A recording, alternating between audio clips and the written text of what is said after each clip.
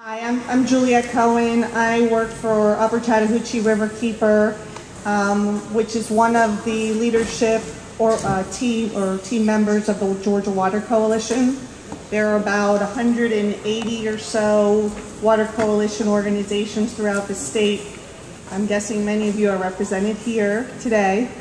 And last year in 2011, we decided to do something new to celebrate or to begin the celebration recognition of the Georgia Water Coalition's 10th anniversary and to build a campaign to highlight some pervasive problems that we have seen over the years in terms of state enforcement of environmental laws. And we put together a report called the Dirty Dozen. So we put together this report.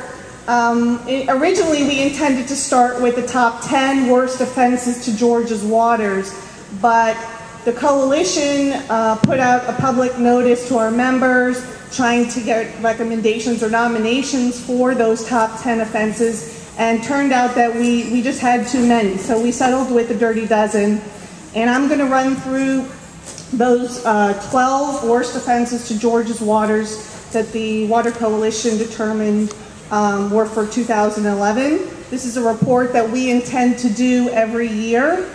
So if there is an issue in your backyard or something you're aware of that needs attention, please keep that in mind and sign up for the Georgia Water Coalition notices, because we'll be collecting those nominations again.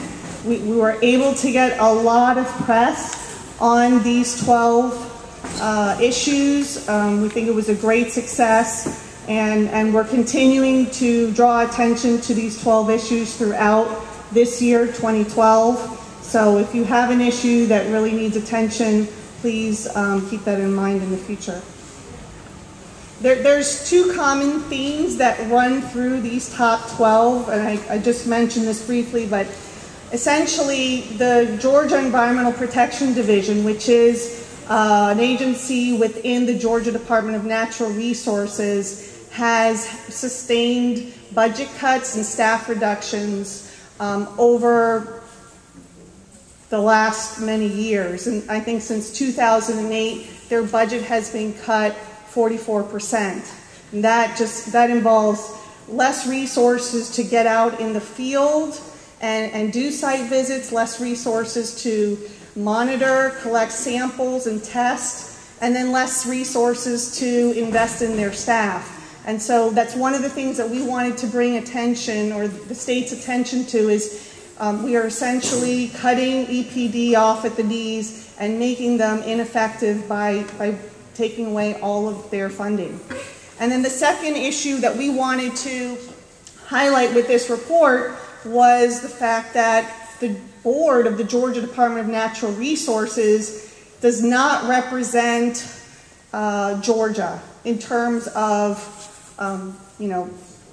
background, race, ethnicity, knowledge of environmental resources. We went through the list of 18 members and identified that almost half or close to half have some either direct or indirect relationship to the entities that they are regulating, whether they directly represent them as attorneys, lobbyists, consultants, have a personal interest in the types of industries that EPD is charged with regulating. So it's very difficult to have that impartial point of view when you have a close relationship with the organization or the entity that you're supposed to be regulating and controlling pollution coming from those organizations. So those are the two main issues that we really wanted to draw attention to, and these are the 12 poster children for these 12 worst offenses to Georgia's waters. So the first one is the Ogeechee River. There's been a lot of press on this. There was press recently in the AJC, I think it was in maybe last weekend. About a year ago, this time of year in 2011, the Ogeechee River sustained one of the worst environmental disasters in the state's history. Approximately 38,000 fish were killed or died in the river below King America Finishing Processing Plant. It's a facility that built or produces a number of chemicals, fire retardant type chemicals or materials, and ultimately I think the cause of the fish kill was a result of low flows and illegal discharges that were not regulated by the Environmental Protection Division. What made this situation so heinous was that the facility had been discharging illegally for a number of years without applying for a permit from EPD, and EPD staff had gone on site multiple times in the last few years to inspect the facility for some of its other operations that it was regulating, and never identified the discharges to the river and never required the facility to apply for a permit. And so this was our number one offense to Georgia's rivers. Ultimately, the Environmental Protection Division never fined the company. King America Finishing never had to pay a penalty or a fine for these violations. We calculated that they were liable for almost $90 million. They never had to pay a fine. The only thing EPD required them to do was to spend $1 million in supplemental environmental projects. And if you're familiar with how this works, essentially it's $1 million worth of feel-good community type projects that, and in this case so far what we've seen is they're not directly tied to the activity of the company. There's things like building boat ramps into the river and those sorts of things that aren't actually going to control or repair the damage that's been done. That is not a done deal. It's not all set in stone exactly what that $1 million is going to go to, but it certainly is nowhere close the type of punishment that we feel was deserving. Okay. The second one is on the Altamaha River. This is at a facility called Rainier. It's a pulp mill near Jessup, and they have been discharging for half a century an effluent that has fouled the river. A lot of this has to do with a coloring that you can see coming below the discharge point there.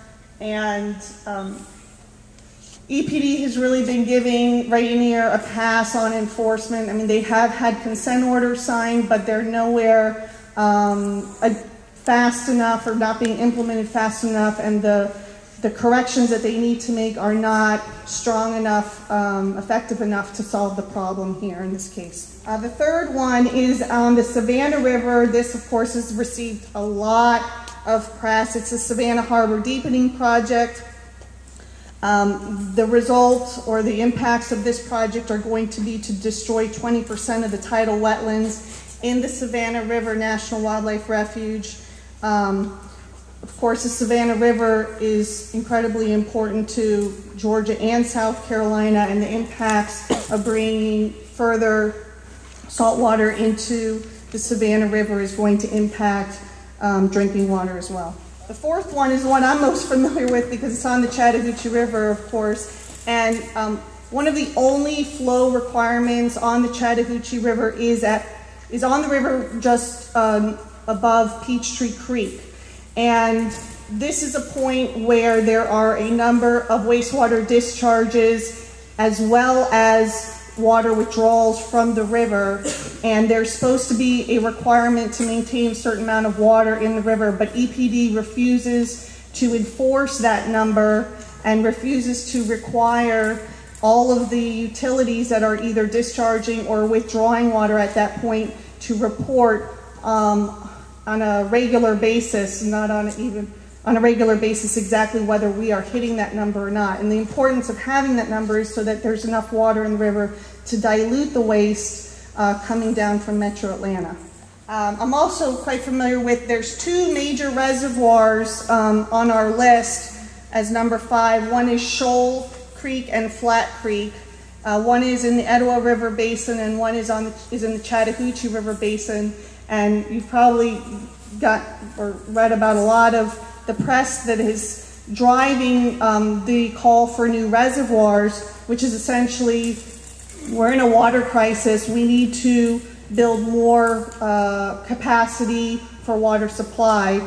The Georgia Water Coalition, of course, believes that that would be a last resort option, and that the first choice, of course, would be to improve our efforts at conservation and efficiency. And I'm going to pick up the pace here. Number 6 is on the Oconee and Ogeechee Rivers. There's been a power plant, a coal-fired power plant that's been proposed and actually permitted by EPD, and this threatens the amount of water in both of those rivers. Number 7 is on the Flint River. EPD has permitted too many water withdrawals, and either for municipal use or agricultural use, and it's draining the Flint River dry. There are some estimates that have shown the upper Flint River, the flows being reduced by up to 50 and 70%, and then on the lower Flint, they've dropped by around 30%. So the river is being run dry. Number 8 are our coastal wetlands. Here you can see a picture of these docks. They're hundreds of feet long, and they are impacting the coastal wetlands. The docks result in a die-off of the wetlands, and of course these wetlands are incredibly important because they provide the critical habitat for, in some parts, 70% of marine species, and they perform incredibly valuable ecosystem services every year. And number 9 is our South Georgia wetlands. Since the 1970s, state and federal regulatory agencies have allowed the destruction of more than 200,000 acres of highly critical wetlands throughout South Georgia to increase timber production and agricultural yields. And we'll go to number 10. This is a particularly dirty project. On the Broad River, there is a facility called the Broad River Valley Farms, and every week, approximately 30 tractor-trailer loads of waste, including livestock excrement, animal parts, and grease, are applied to 800 acres of land that are adjacent to the Broad River. So you can imagine what happened when it rains. Number 11, there have been some other fish kills in the state in the last year on Briar and Commissioner Creeks. These are creeks that are surrounded by kaolin production facilities or mining of kaolin, and there have been some fish kills resulting, I think, in more than 10,000 fish dying. And EPD has not identified the cause of the fish kills, and neither they have taken enforcement action on these. And then the last one, of course, is on the Coosa River, and it is related to a Georgia Power coal-fired power plant that is still withdrawing up to 590 million gallons a day, and they're still operating on an outdated cooling system. So they're wasting or consuming a lot of water unnecessarily, especially because there are newer technologies that Georgia Power has implemented in other parts of the state. So those are our top 12, and if you would like to look at this presentation, we have lots of information in our report about each 12. You can go to the Georgia Water Coalition website and look at it there. We may still have a few hard copies. Every single state legislator, representative, and senator received a copy of this report in the last legislative session, and we used it throughout the session, and we plan to continue updating it as years go on. Thank you.